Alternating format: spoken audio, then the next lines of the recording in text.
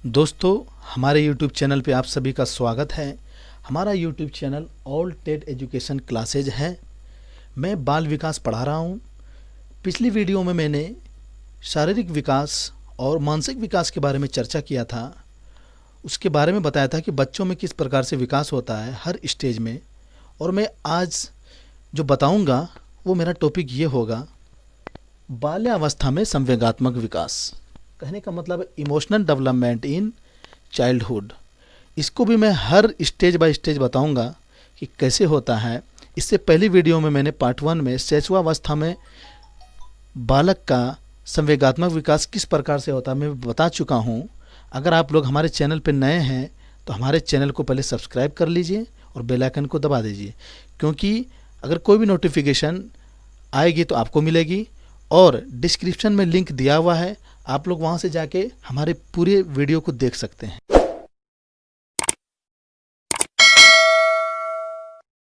जैसा कि हम लोग पढ़ रहे हैं बाल्यावस्था में संवेगात्मक विकास, तो बाल्यावस्था का जो स्टेज है वो कितना है, 6 से 12 वर्ष।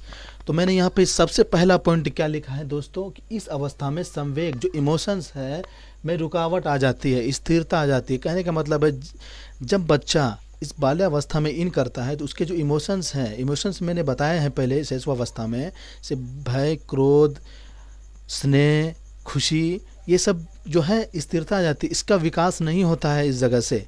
तो ये था दोस्तों कि शैशव काल में मैंने बताया था कि संवेग पूरी तरह से विकसित होने लगती है।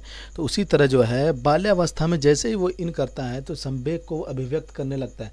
इमोशन जैसे हैं उसके, क्या क्या इमोशंस हैं, भय, क्रोध, घृणा, स्नेह, ये सब जो है वो दूसरे के सामने प्रकट करने लगता है, दिखाने लगता है कि मेरे अंदर ये संवेग है।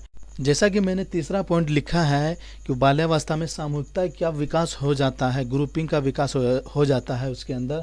और वह अपने मित्रों के प्रति जब सामूहिक में रहेगा तो उनके दोस्त होंगे, जो कि मित्र के प्रति क्या करता है, प्रेम, घृणा, द्वेष तथा प्रतियोगिता की भावना प्रकट करने लगता है। कहने का मतलब ये सब इमोशंस है दोस्तों, प्रेम, घृणा, द्वेष तथा प्रतियोगिता। प्रतियोगिता कहने का मतलब है कहीं पे कुछ बच्चे कबड्डी खेल रहे हैं, कबड्डी खेलने के दौरान कोई बच्चा खड़ा होकर देख रहा है अपने दोस्तों को, और वो देखता है कि वो अच्छे से नहीं खेल रहा है तो वो तुरंत उसमें द्वेष निकालेगा और वो उससे प्रतियोगिता करने का कि मैं तुमसे अच्छा खेल सकता हूँ। तो यही हुआ सर, यही हुआ दोस्तों, द्वेष तथा प्रतियोगिता का प्रकट करने लगता है। जैसा कि मैंने यहाँ पे लिखा है कि शैशव काल के समान वह तुरंत उत्तेजित नहीं होता है, भय और क्रोध पर वह पर्याप्त नियंत्रण स्थापित कर। मैंने कहा था कि जब बच्चा शिशु जो है जन्म लेता है तो उसके अंदर इमोशंस नहीं होते हैं, उसके अंदर उत्तेजना होती है, एक्साइटमेंट होती है। जैसे जन्म लेता है तो हाथ पैर पटकना, रोना, ये सब होता है उसमें सिर्फ। और जैसे जैसे वो उम्र के साथ बढ़ता है तो उसके अंदर इमोशंस आने लगते हैं। तो कहने का मतलब जब इस अवस्था में वो आता है तो वह क्रोध और भय पर नियंत्रण स्थापित कर लेता है कि कहाँ पे हमको गुस्साना है, कहाँ पे हमको डर लगना चाहिए, इस सब पे उसका नियंत्रण स्थापित हो जाता है। तो आते हैं अगले पॉइंट की तरफ। क्या है अगला पॉइंट, बच्चे के संवेग पर विद्यालय के वातावरण का प्रभाव। कहा जाए तो बच्चा का जो इमोशन है उसको जो है वातावरण जो होना चाहिए स्कूल का वो बहुत अनुकूल होना चाहिए। एक स्वतंत्रता वाला वातावरण होना चाहिए, ताकि बच्चे बाल केंद्रित वाला वातावरण होना चाहिए, ताकि बच्चा अपने से करके सीखे। कहने का मतलब कठोरता वाला अनुकूल वातावरण नहीं होना चाहिए। जैसे कोई शिक्षक स्नेह वाले हो, प्यार वाले हो तो बच्चे के इमोशंस पर अच्छे प्रभाव पड़ते हैं। अगर कोई गुस्सेल वाले हैं तो उससे उस उचित दिशा में उसका संवेग नहीं जाएगा। तो मैं एक प्रयोग के बारे में बताऊंगा। वो प्रयोग ये है कि एक मनोवैज्ञानिक थे हार्लो एवं हार्लो, जिनका जन्म 31 अक्टूबर 1905 में अमेरिका में हुआ था। इन्होंने एक अध्ययन किया था, एक प्रयोग किया था 1962 में। कब किया था, 1962 में। किस पे किया था, बंदर के बच्चों पर। इन्होंने क्या किया, जब एक बंदर बच्चे को जन्म दिया तो उस बंदर के बच्चों को उसकी माँ से 8 घंटे के बाद ही अलग कर दिया और उसे कहाँ ले गया, एक कृत्रिम प्रायोगिक कक्ष में ले गया। उसको 6 महीने तक वहाँ पे रखा प्रयोग के रूप में, क्योंकि उसे अध्ययन करना था। उसके बाद उन्होंने क्या किया कि उन्होंने उस बंदर के बच्चों को ले गया तो उसे वहाँ पे 2 तरीके के माँ का रूप दिया।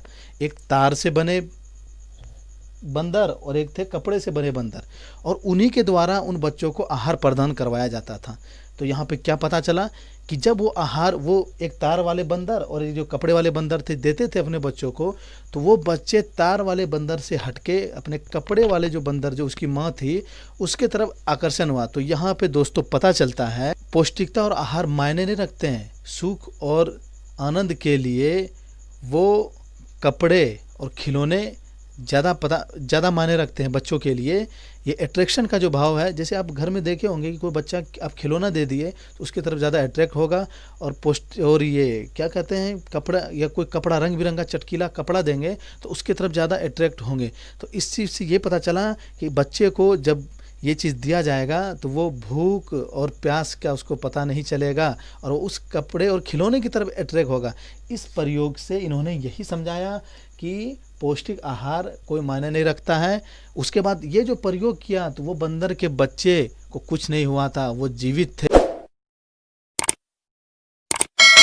आज तक के लिए इतना ही, और मैं अगले वीडियो को लेकर फिर से आऊँगा। अगर हमारी वीडियो आपको अच्छी लगी हो तो लाइक और शेयर कर दें, और जो लोग अभी तक सब्सक्राइब नहीं किए हैं वो तो जल्दी से कर दें, क्योंकि अगर आप ऐसा करेंगे तो जो भी नोटिफिकेशन आएगी आपको मिलेगी। और फिर से मैं जो अगला वीडियो लेकर आऊँगा वो लेकर आऊँगा किशोरावस्था में संवेगात्मक विकास को लेकर।